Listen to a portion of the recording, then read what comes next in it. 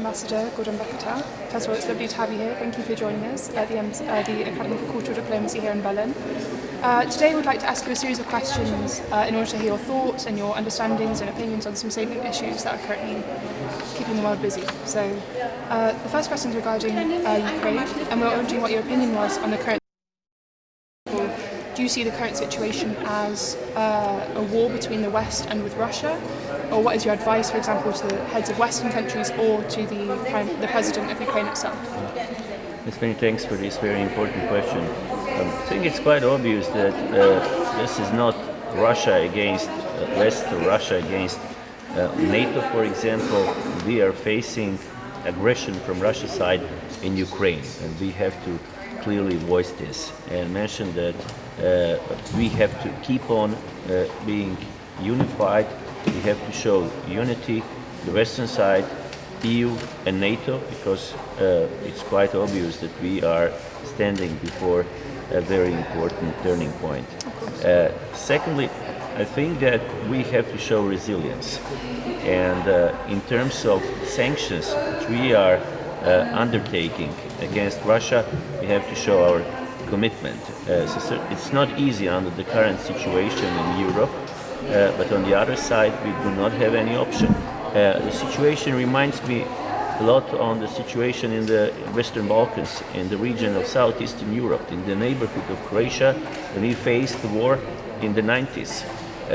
Simply, there are a lot of similarities between what is happening nowadays with so-called Russian road and everything what is now still some sides in our neighborhood, like Serbia is undertaking in the region, like the Serbian road. So in this regard, we gotta have a very strong commitment. We have to show our resistance.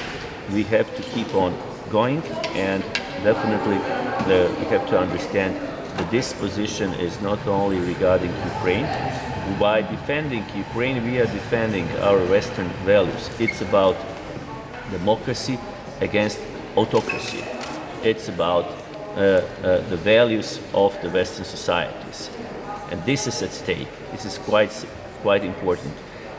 Secondly, my country is very much engaged in many issues regarding Ukraine, not only sanctions, but also bilateral support in terms of experience from the war and aggression on Croatia in the 90s, when we managed to make a very successful UN mission by ending the war and integrating Eastern Slavonia, part of Croatia which was occupied. So this is a kind of a very good example. It could be a very good example for Ukraine, and we are offering our support when it comes to the integration of Crimea and Donbass in the territorial integrity of Ukraine. So we offer this on the bilateral level, but additionally, my country, Croatia, is going to organize by the end of October, together with the Ukrainian side, a very important conference, this so-called Crimea platform. So Croatia is taking a lead in this process in order to show that we gotta show commitment, and there will be a big conference in Zagreb with many participants, all of the NATO countries, all of the EU countries, which have to show solidarity to the Ukrainian people. So we have to keep on being committed. We have to be very much persistent in this issue and resilient. There are a lot of open issues also, but the Western side needs to be homogeneous in this very important situation. Perfect, thank you so much for your insight. I'll pass over now to my colleague Natalie for the next question. The next question is regarding the European Union. So since the fall of the Berlin Wall and the following developments since then, the EU countries, including Germany, have built vast dependency on energy resources from Russia. This process was accelerated during the time of President Putin, despite the signals and signs that came from Russia with regards to respect to human rights and hostility towards the West. Despite those signs, the Western countries did not change this dependency, and suddenly in February, and without any plan, have achieved the extreme deterioration of the relations, which have not been worse since the Cold War. The EU countries are currently vulnerable and in danger. What, in your opinion, was done wrong in the last 2 decades regarding this issue? And What is your opinion on the mistake of the strategy in maintaining relations with Russia? And what went wrong and what should we do now to prepare for the days after the Ukraine war? I think it was quite obvious from this infamous, I could say, speech from Mr. Putin in Munich, and then through Georgia, and then, of course, the occupation of Crimea, Donbass a few years ago, that Putin was very adamant and serious in his endeavors. I think it was quite obvious that we should be very serious when it comes to Russian plans. It was quite important to listen also to countries from the Eastern Europe, like Baltic states and like Poland, was mentioned by Ursula von der Leyen, and the other day, and also to see that the EU needs to react together, and we have to invest more into defense. It's obvious in Germany that this was not enough. So 2% of in allocating GDP for defense was quite important. And when it comes to the energy issues, I think it's quite obvious that this kind of dependency from the European side, some of the countries, to the Russian energy was totally dangerous. Croatia is very much advocating to diversify our energy supply, our energy sources. We set up LNG on the island Krk. We will enhance the capacity of LNG, and we'll make this. We made it not only for our own purpose, but also for the countries in Southeastern Europe and in Central Europe, including Germany. The German side have interest now to develop and to diversify energy supply by cooperating with Croatia. We have a very long coast and a lot of potential to support our friends, our neighbors, in order to have diverse situation. Eventually, the process of implementing European constitutions, European agreements, is quite a demanding one, but on the certain issues we have to put a lot of efforts to try to make homogeneous and coherent our energy policy. So far we have different situations between different countries. My personal opinion is that on the long run we have to do everything in order to see intra-European cooperation. There are a lot of powerful tools which are provided to the European countries, like re-energize Europe, etc., in order to see that our independence in the energy field is a real one. Thank you very much. So now moving on to the topic of China. The tension between China and the West is growing and becoming more and more visible to most of the world right now. And we're just wondering what the position of Croatia was on this issue. And how do you think the international community, for example, can resolve this issue? Definitely, probably, if not the same importance in regard of the question whether Russia or China are now in focus, I could say that China is definitely a very important issue for the Western side. It's a very tempting one. On one side, we have to cooperate with China because the chains of the supply are basically not. It's impossible to break it or to dismantle those chains over the night. On the other side, politically, we have to voice a very strong message that Taiwan is definitely something which should not happen, and we should react if Taiwan would be attacked. This is a kind of a red line. On the other side, my country, Croatia,